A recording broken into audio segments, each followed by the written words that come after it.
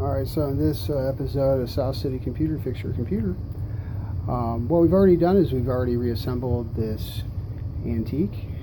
It's a beautiful antique, and we ordered a IDE drive for it, and took it all apart and put it all back together with a new IDE drive.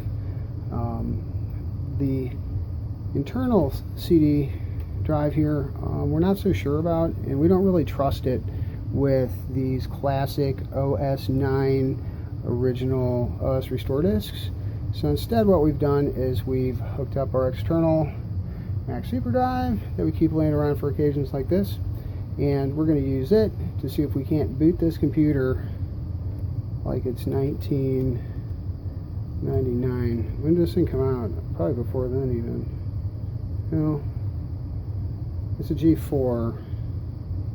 When did they stop making PowerPC? So we push the, do we hear the dong? Yes. Here we go. And it's giving me a little, I don't know what's going on icon. Okay, well let's come back to that. So I don't think it's the, I don't think it's keyboard.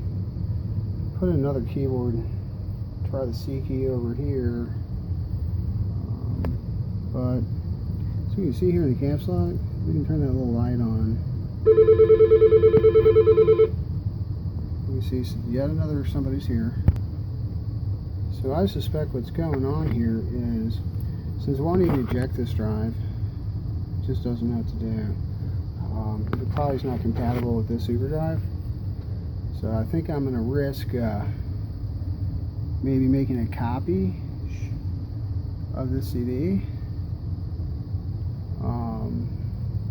in order to see if the CD drive destroys it, and if we can get OS X, oh it's not X, it's OS 9 from 1999 installed on this classic piece of Apple quality, back when Apple didn't suck as bad. Since ejecting didn't work, I went over to here and I Googled real quick, eject CD tray. See, I didn't remember that because I never use it, but I needed to, so I'm going to pop their disk out. And I'm going to actually see about what I'm going to do about this.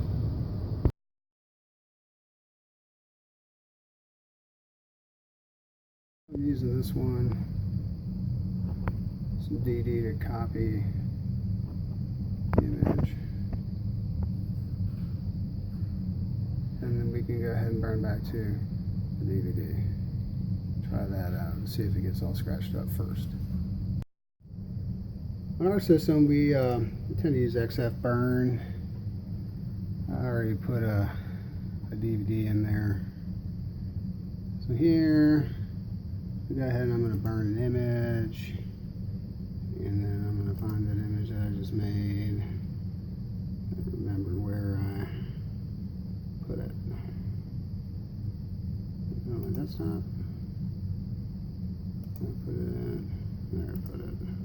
Alright. So I'm going to open that guy up, and I'm going to burn it, and come back to that when it's done. So here's our disk, and you can see it's just a burned disk that we made to clone this guy. So just in case when we get in here, now I kind of wiggled it past, there's this like sticking point. It's kind of weird, and I'm not quite familiar with all the internals of this particular type of bad idea that Apple has implemented for their drives, because it makes it really challenging to get disks out when the mechanism is not functioning correctly. So got it kind of in there. Let's go ahead and push it in here, and I can hear it kind of start to spin up, and what it sounds like, you know, it's definitely spinning the disk.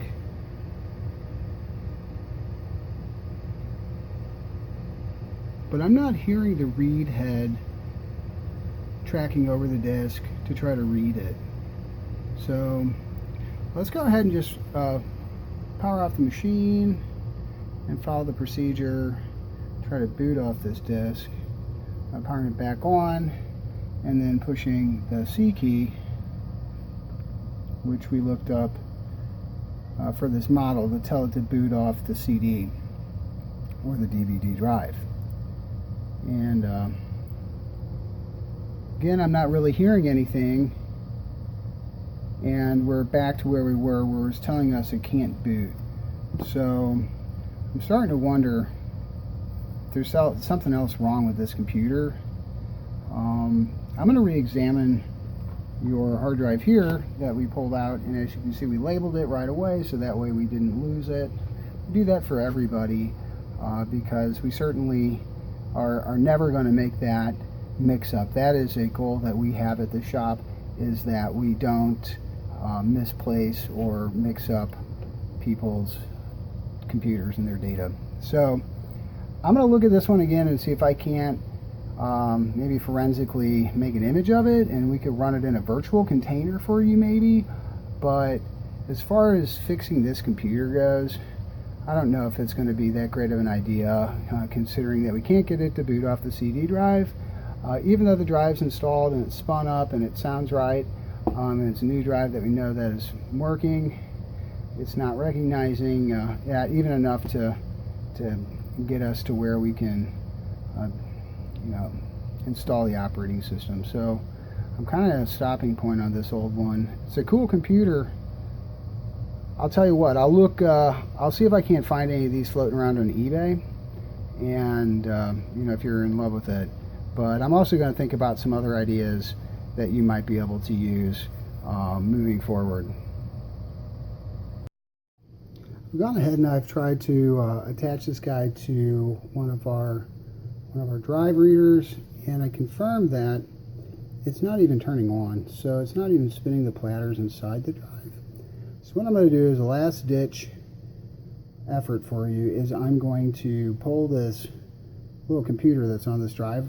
I'm going to take it off and I'm going to look at the other side of it, and I'm going to see maybe if there's a fuse that might have gotten blown. But aside from that, I'm not going to be able to do a whole lot more for you with this drive probably. So let's just give that a shot. So there's just a few screws that we need to remove in order to get this guy apart. I'm doing it under my microscope station, so that way when I inspect the small stuff, and also to make sure that I used it to make sure that my pins lined up on my reader, as they're so tiny and my eyesight is not as good as it used to be. So, got any more? Yeah, we got a few more. So I'm just going to quick go through this and pull this guy off and take a look. I'll be right back. All the screws have been removed, and now I'm just going to lift this guy off, and I'm going to set this aside. I'm going to flip this guy over and do a microscopic examination. As you can see, I don't have a real fancy expensive microscope, so this is what you're going to get. But you can see now I can start looking at this real close and see if I can find any areas that might be suspect.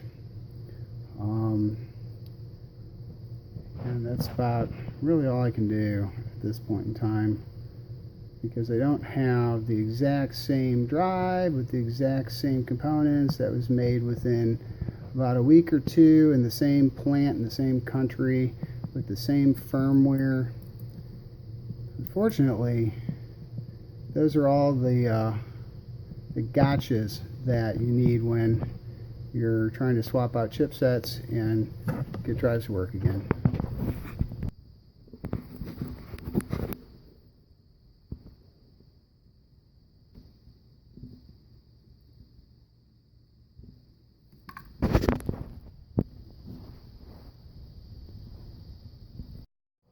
So what we're going to do is we're going to just go ahead and pack this drive up for you in an anti-static bag, keep it safe even though it is broken. And I guess, you know, there's a special order drive, but we can do one of two things. We can just, you know, pay it forward and try again and let us scrap this guy. We'll pull the drive out at our leisure. Probably not reassemble it since it is broken. We're going to discard the electronic waste and separate out the stuff if you want to recycle this computer with us. If we do that, then we'll just pull the drive and we'll give you a refund for the cost of the drive. Of course, you can take it with the replacement drive installed, and you know, it's yours. You paid for it. But since we weren't able to fix this guy, we still have a CD jammed in here. That's the other thing. We were smart to make that copy, because it's not coming out without damaging the CD. The mechanism is trying to grip it some way that's kind of weird. So I'll go ahead and put this together in a video for you so you can see what we did with your computer, and you know, we can talk about it if you want to on the phone. I don't mind talking to you about you know, seeing what we can't do to find you a computer that'll meet your needs for what you like to do for your hobby. Okay, thank you very much.